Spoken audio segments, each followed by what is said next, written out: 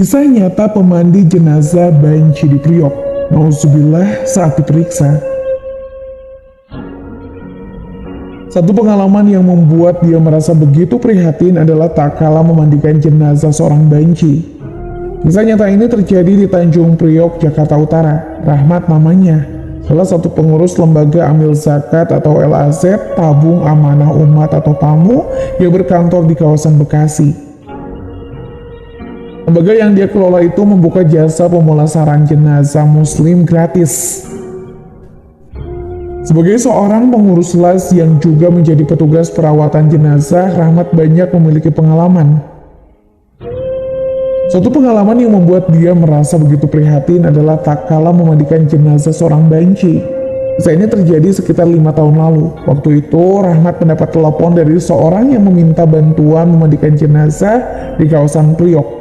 Orang itu mengaku mendapat nomor telepon Rahmat usai mendengar iklan di radio. Waktu itu ada tetangga yang menelepon dan meminta bantuan, ujar Rahmat saat berbincang dengan Trim. Mendapat kabar itu, Rahmat segera meluncur ke lokasi. Dia sama sekali tidak menaruh curiga tentang siapa sebenarnya sosok jenazah yang akan diurus. Awalnya saya tidak diberitahu, jadi kesana dengan asumsi membantu orang yang tidak mampu. Barangkali tidak bisa membayar jasa pemandian, kata dia. Sampainya di lokasi, Rahmat tetap tidak merasa curiga. Dia hanya mendapat informasi para pengurus masjid dan musola di sekitar lokasi. Tidak ada yang mau mengurus jenazah. Mungkin saja lantaran warga setempat sudah tahu kebiasaan orang itu semasa hidup. Saya kaget, kok yang datang kayak orang-orang salon semua, kata dia. Tapi Rahmat berusaha berbaik sangka jenazah adalah sosok pria normal. Dia yang kala itu dibantu oleh seorang sopir kemudian masuk ke rumah duka dan akan menangani jenazah. Pas itu saya dikasih tahu kalau jenazah itu adalah banci, kata dia. Alat kelamin asli atau... Rahmat sempat mengalami kebingungan apakah akan melanjutkan prosesi pengurusan jenazah atau tidak. Dia langsung menghubungi ustadz yang menjadi rujukan dan meminta saran. Nah, ustadz diurus saja karena itu fardu kifayah. Tetapi harus dipastikan dulu apakah alat kelaminnya masih asli atau tidak. Kalau masih ada dan asli, kita mandikan. Kalau tidak, ya jangan dimandikan, ucap Rahmat. Akhirnya Rahmat memeriksa alat kelamin jenazah itu. Setelah mendapat kepastian alat kelamin masih ada, Rahmat lantas segera memandikan jenazah tersebut. Masalah baru dada silikon.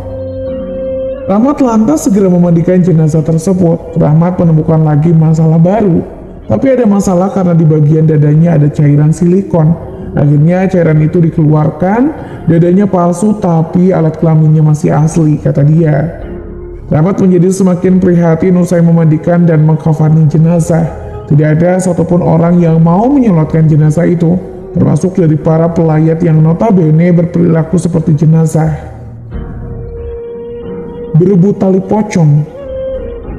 Rahmat pun kemudian menyalatkan jenazah tersebut bersama sopirnya. Pengurusan jenazah bahkan dilakukan sampai pada memakamkan.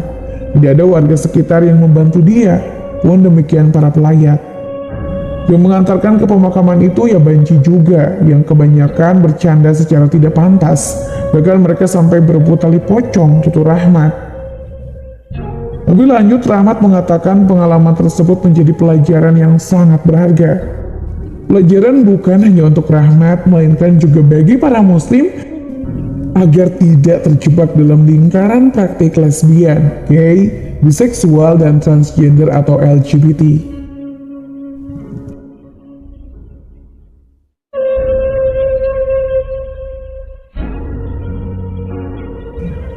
Kisah mistis cerita nyata pemandi jenazah saat memandikan perempuan yang memakai susuk. Kisah mistis dialami oleh seorang pemandi jenazah saat dirinya mengurus dan memandikan seorang jenazah perempuan cantik di salah satu kampung di bawah kaki Gunung Salak. Cerita nyata ini berasal dari seorang perempuan, sebut saja namanya Mak Jum, nama samaran, yang kini sudah berusia sekitar 60 tahunan. Mak Jum ini sudah lama berprofesi sebagai pemandi jenazah di kampungnya. Dikutip dari kanal YouTube dengan nama Saksi Misteri pada Jumat 25 Maret 2022. Ceritakan saat Maju mengalami kejadian mistis ketika dirinya memandikan tetangga yang ternyata memakai susuk di seluruh tubuhnya. Suatu hari Maju menerima kabar duka bahwa ada seorang tetangga yang meninggal dunia. Orang tersebut adalah seorang perempuan, sebut saja namanya Ayu, nama samaran. Ayu merupakan seorang janda beranak satu. Sebelum meninggal dunia, Ayu bekerja di Jakarta untuk menghidupi anak sematawayangnya. Namun tiba-tiba suatu hari Ayu pulang dalam keadaan sakit. Saat pulang, Ayu sudah dalam kondisi memprihatinkan. Dia tidak mau makan, matanya sayu, kulitnya berwarna kuning tak lazim, dan perutnya membesar. Ayu didiagnosis menderita penyakit liver akut oleh dokter. Perempuan yang masih berusia 30 tahunan itu setelah beberapa bulan bertahan dari penyakitnya akhirnya harus menghembuskan nafas terakhirnya. Setelah mendengar kabar tersebut, Maju pun bersiap untuk mengurus dan memandikan jenazah Ayu, dibantu oleh keponakannya, sebut saja namanya Neneng, nama samaran. Sesampainya di rumah Ayu, Maju, Neneng, dan dibantu oleh ibunya Ayu, sebut saja namanya Atun, nama samaran, memulai prosesi memandikan jenazah seperti biasa.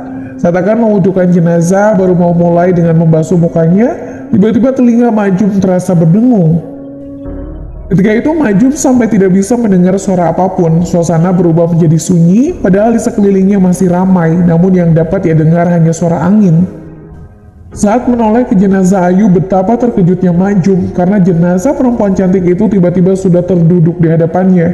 Dengan raut wajah kaku dan tatapan kosong, Ayu menatap lurus ke depan. Majum terpaku beberapa saat, ia kebingungan dan terkejut dengan kejadian yang sedang dialaminya.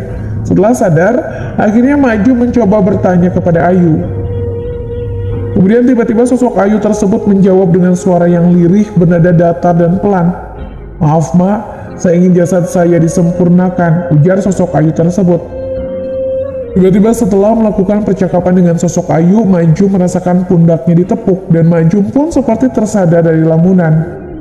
Setelah tersadar, suasana sudah kembali ramai, dan ketika melihat Ayu, jasadnya sudah tertidur di atas batang pisang. Kemudian Majum tiba-tiba meminta dicarikan daun kelor kepada Atun.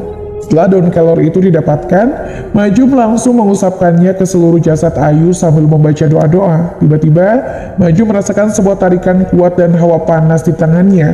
Sambil mengucap takbir, keluarlah sebuah benda kecil kuning keemasan lalu jatuh ke lantai. Maju pun terus mengusapkan daun kelor itu kembali. Meski hawa napas terus dirasakan, namun usahanya kali ini tak membuahkan hasil.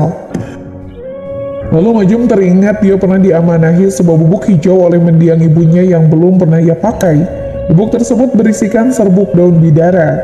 Serbuk tersebut kemudian ditaburkan pada air di dalam ember.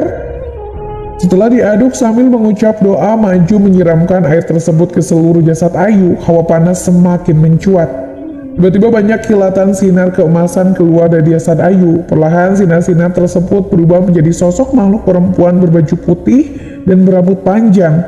Sosok-sosok tersebut lalu terbang mengelilingi Majum, sambil terdengar suara tawa bercampur tangis dan teriakan yang memekikkan telinga. Bahkan salah satu dari sosok tersebut mencoba mencekik Majum. Sontak ia ketakutan dan tak henti mengucap doa. Tak lama kesadarannya pun mulai didapatkannya. Setelah tak henti membaca doa, perlahan hawa panas pun mulai mereda, dibarengi dengan bunyi beberapa benda kecil berupa butiran emas berjatuhan ke lantai. Sambil terus berdoa, Maju mengambil semua butiran emas tersebut. Kemudian dimasukkan ke dalam satu kantong kain. Maju meminta Atun untuk membuang benda tersebut ke laut.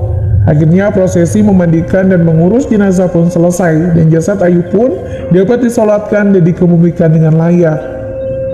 Itulah akhir dari kisah ini. Jika kalian menemukan nilai dan inspirasi dalam konten kami, jangan ragu untuk subscribe, like, dan aktifkan notifikasi agar kalian tetap terhubung dengan kami. Bersama-sama mari kita terus mengeksplorasi keindahan kehidupan dan menginspirasi satu sama lain. Sampai jumpa di video berikutnya. Salam bijak dan penuh hikmah. Wassalamualaikum warahmatullahi wabarakatuh.